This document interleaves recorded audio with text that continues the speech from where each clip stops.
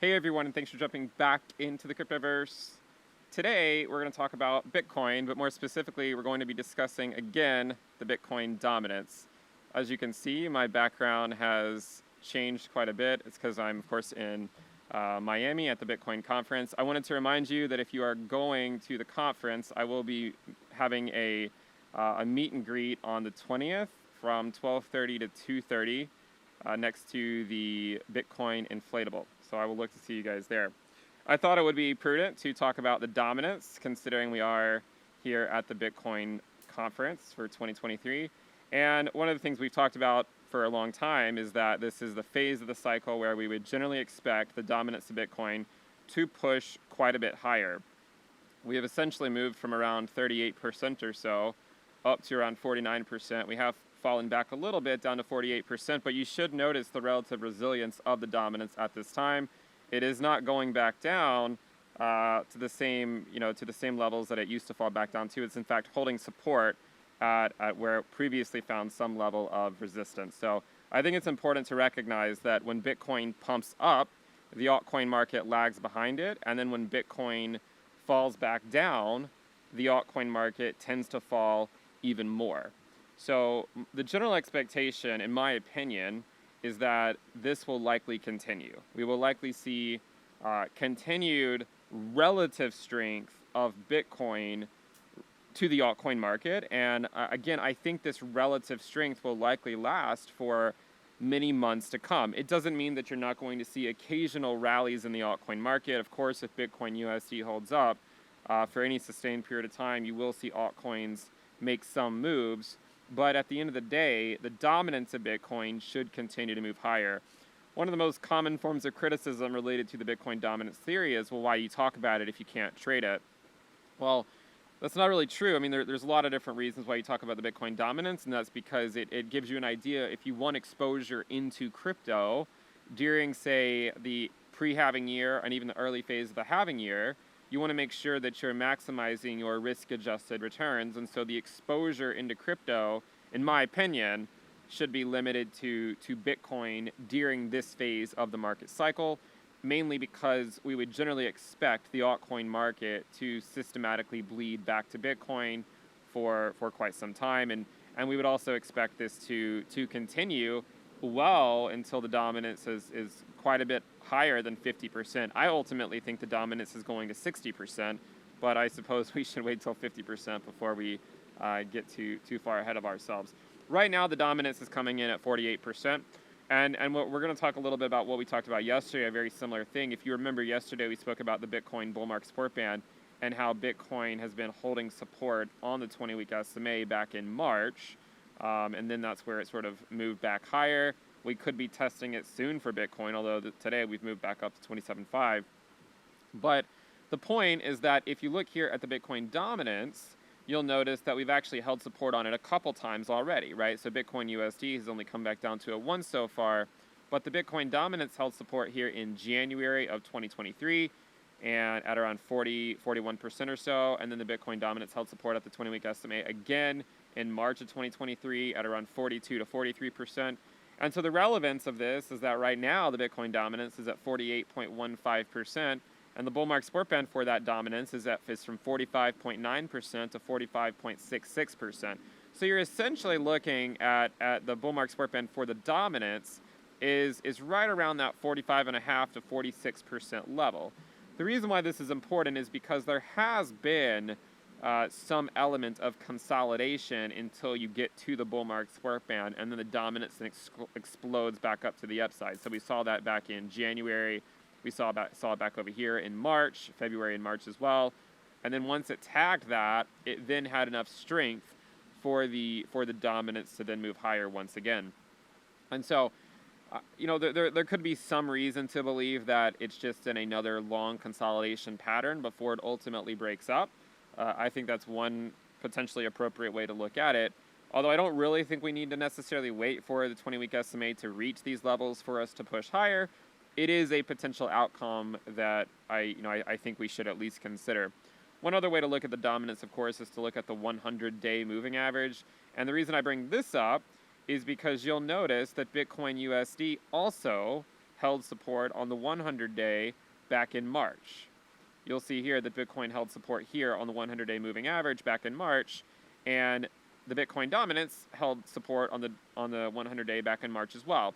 The difference, though, is that the dominance also held support back in January, again, unlike Bitcoin USD, which was just trying to get above it at that time. So you can see that the dominance was already showing a significant amount of strength even before the Bitcoin rally took off.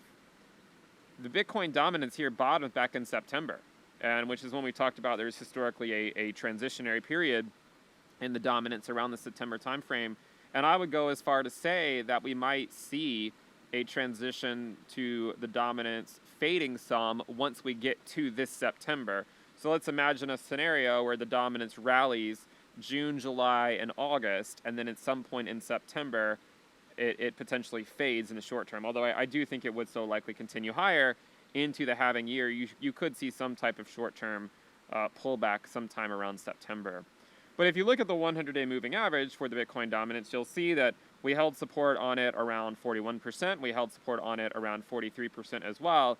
And now the 100-day moving average is actually already above 46%. It's at around 46.31%, and it's moving higher relatively quickly. And so this could also be an area to look out for if there is any type of move in, say, a relative moves in the altcoin market with respect to Bitcoin or anything like that.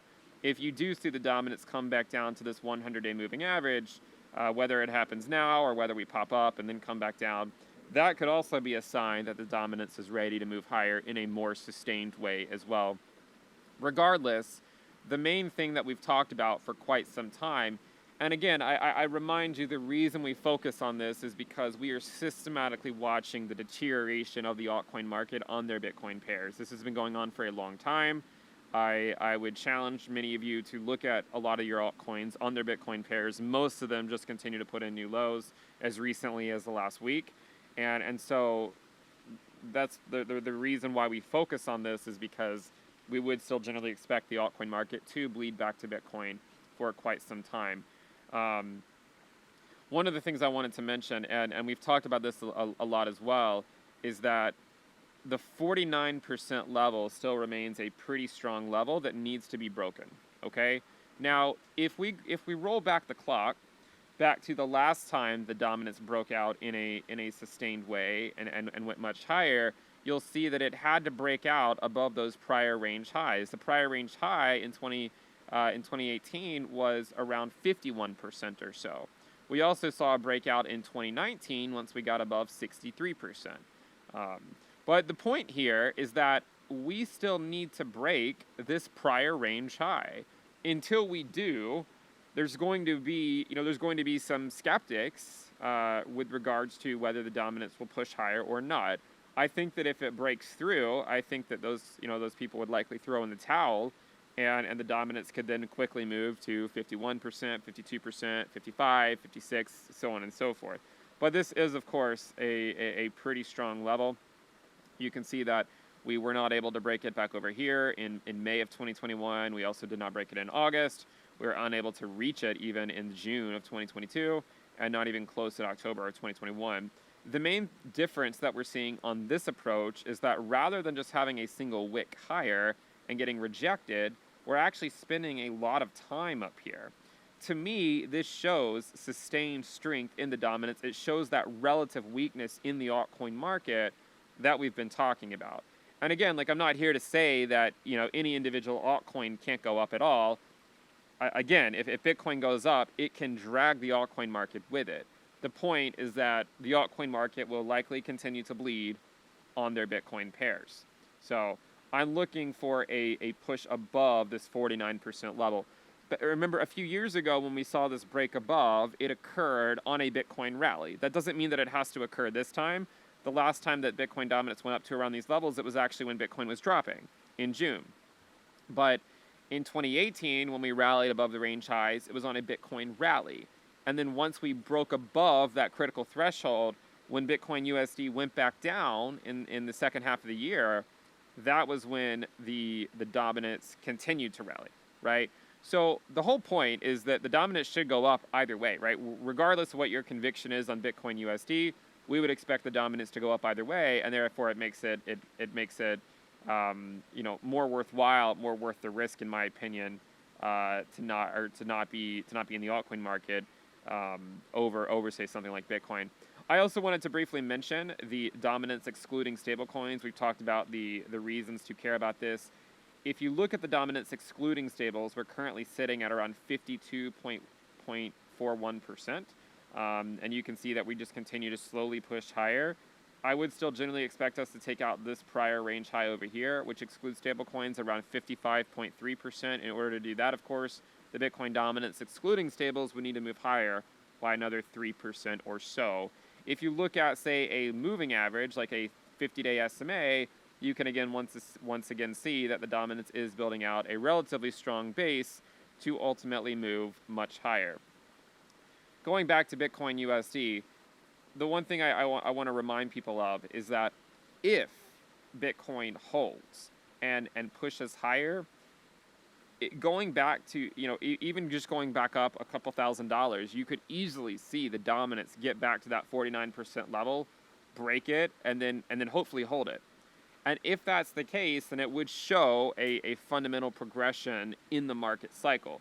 For those who are more interested in the altcoin market, again, it's only from higher levels of Bitcoin dominance that the altcoin market can really see those alt seasons that so many people want. The alt seasons that a lot of people sort of crave don't typically happen when the dominance is at 40%. I mean, you might see some level of it, but it's not the same thing that many people remember from 2021. If you remember back to 2021, it was when the dominance was basically dropping like a rock from over 70% to around 39% within just the span of a few months. I'm putting forth this idea again that even though it's been a long time since we've been at those levels, it's only a matter of time before we break back up to the upside and go to much higher levels on the Bitcoin dominance as the altcoin market systematically bleeds back to Bitcoin and Bitcoin sucks in that liquidity. In my opinion, it's an important component of the market cycle. It will likely continue. It's a healthy part of the market cycle. It shows the relative strength of the blue chips. We're also seeing similar things play out in tech stocks as well. You'll notice that a lot of the mega cap tech stocks like Google and Amazon and Meta and so on and so forth have been holding up the overall index for the most part. Just like we could argue that the blue chips for Bitcoin or for crypto, like Bitcoin, have been holding up the Cryptoverse. Obviously, Ethereum has been doing well too, and that also reminds me to potentially briefly touch here on the Bitcoin and Ethereum dominance. Okay. So if we were to look at the Bitcoin and Ethereum dominance, what you'll see is that we broke out above this range high from August of 2021 a long time ago. And so I'm speculating again that the dominance of Bitcoin and Ethereum will continue to move much higher and could easily go back to 80%. Again, that might sound like a crazy number to say the Bitcoin dominance plus the Ethereum dominance is at 80%. It's already at 68%. I mean, 12%, if it climbs another 12% from 68 to 80% or so, then you're essentially, at the higher end of the range. So let's see if it plays out. I know this has been a theory we've been talking about for a long time. I think we are going to be knocking on the door relatively soon of 49%. And if that's the case, I would hope to see the Bitcoin dominance move quite a bit higher. Thank you guys for tuning in. Again, if you like the content, make sure you subscribe to the channel, give the video a thumbs up.